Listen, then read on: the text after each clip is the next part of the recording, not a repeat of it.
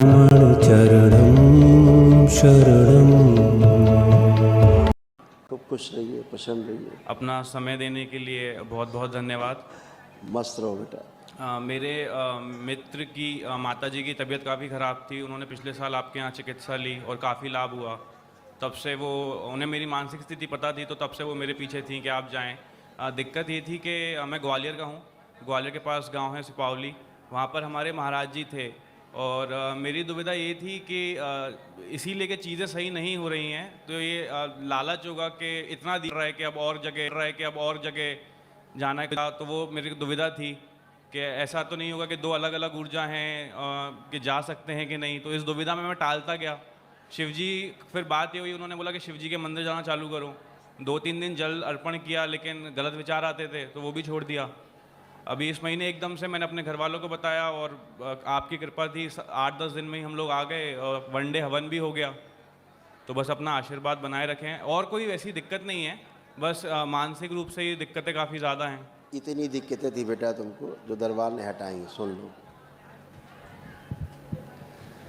Bipolar disorder, schizophrenia, anxiety होना, lumbar spondylitis, depression, कार्य से अरुचि, कामुक विचार आना, कामुक स्पंदन होना, रेटिना में जाले पड़ गए थे, कॉम्प्लेक्स, सुनकर न समझ पाना, ब्रेन में ट्यूमर्स बन गए थे, आंतों में घाव, गिराने वाली स्मृतियाँ थी, एक्सीडेंटल स्मृतियाँ थी, वीर्य अनाश होता था, शरीर में कमजोरी, अंडकोश में पस भर रहा था, किडनी श्रिंक हो रही थी, उरेथरा में सूजन, बॉडी में कंपन होना, थायराइड ग्लैंड में सूजन, बुद्धि बंधी हुई थी, बैठकर उठने में समस्या होती थी, एमएनडी की स्मृतियाँ थी और बुढ़ापा जैसा महसूस होता था। हाँ, बुढ़ापा तो होता था। है ना? तो अब ये सब गंदगी सब खत्म हो गई, जय अब गुरुदेव। कुछ नहीं बचा। कल पूजा में जो पहला हवन था उसमें डीएनए बनाने को बोला था और बोला था मन में नाम लेना है। माता पिता साथ में आए थे, लेकिन मन में एक फ़ोटो आ गई थी। तो जब बाद में ब्लैक मैजिक के टाइम के बाद उन्होंने बोला कि तेज़ तेज़ बोलना है, तब मैंने सही से तेज़ तेज़ बोला था और क्षमा भी मांग ली थी। स्मृति के टाइम पे जो आखिरी में स्मृतियाँ हुई थी, तो उसके टाइम पे काफ़ी जो संकल्प हुए थे एंड में, उसमें काफ़ी ख़राब स्मृतियाँ आई थी। हम बता रहे हैं, ये होता था, तुम पढ़ दो।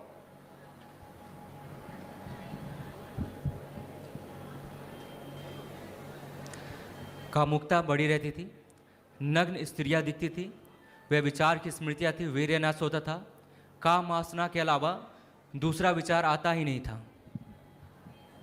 जी गुरुदेव। आप कोई विचार आ रहा गंदा एक भी? देखो आँख बंद करके, लाओ गंदा कोई विचार, आना छोड़ दो, ला के दिखाओ, तुम इनाम देंगे तुमको भी 1 लाख रुपए। नहीं, आ रहा? अभी तो नहीं आ रहा। वो डर यही है हार कि गए तो 1 लाख चला गया तुम्हारा। लॉस हो गया तुम्हारा। लाख नहीं चाहिए, बस आपका आशीर्वाद चाहिए। खुश रहो, मस्त रहो बेटा। ऐसे तुम्हारा ब्रेन पूरा कीलित था, तंत्र के द्वारा, टुटका के द्वारा किसी ने कर रखा था ऐसे। गुरुदेव, एक वही इच्छा है कि महाराज जी के पास जा सकते को, उन्होंने कोई तंत्र नहीं किया, वो हैं भी नहीं शारीरिक रूप से, उनकी प्रतिष्ठा है वहाँ पर, और वो हनुमान जी के भक्त थे। और ऐसा उनका कुछ नहीं, ऐसा कोई चीज़ नहीं थी। हनुमान जी की एक आश्रम में बस तपस्या करते थे। तो ऊर्जा का कोई। तुमको पता है कि हनुमान जी की ही तपस्या करते थे वो? जी, घर वालों से जो सुना। तुमको पता है? जी नहीं। अपने घर में रहो बेटा, नहीं तो ये हो जाओगे। आप जाओगे तो ये दे दो, पढ़ा दो, पैरालाइज हो जाएंगे। आपकी आधांग लकवा मारे पड़ोगे घर में। गलत पूजा पाठ, गलत स्थान से जुड़ने के कारण ये सब हुआ, समझ गए? और कहूँ वहाँ हनुमान जी नहीं, वहाँ पे वो भी तुम्हारी तरह से भरे हुए थे कामुकता से, समझ गए? अपना काम देखो, अच्छे हो गए, मज़े करो, हनुमान जी की पूजा अब करो, तुम जितनी करनी है आप कर पाओगे हनुमान जी की पूजा। पहले कर पाते हनुमान जी की पूजा तुम? जी नहीं गुरुदेव।